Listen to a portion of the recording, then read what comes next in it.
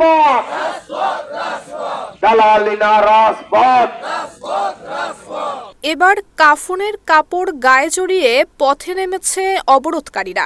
সংসদীয় আসনের সীমানা পুনর্বিন্যাসের প্রতিবাদে পূর্বঘোষিত কর্মসূচিতে দেখা গেল এমন চিত্র।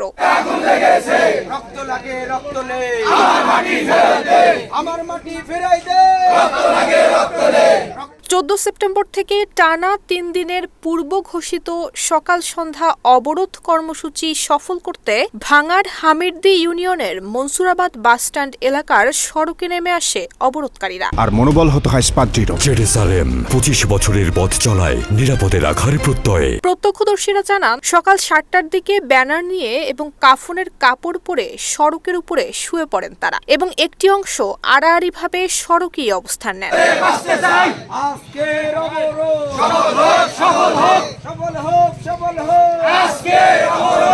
গত 4 সেপ্টেম্বর ফরিদপুরের 4 সংসদীয় আসনের অধীনে ভাঙ্গা উপজেলার আলগী এবং হামিরদী ইউনিয়নকে কেটে ফরিদপুর 2 সংসদীয় আসনে জুড়ে দেওয়ার গেজেট প্রকাশ করে নির্বাচন কমিশন। আর এতেই ক্ষিপ্ত হয়ে 5 সেপ্টেম্বর রাস্তায় নেমে আসে বিক্ষুব্ধ জনতা।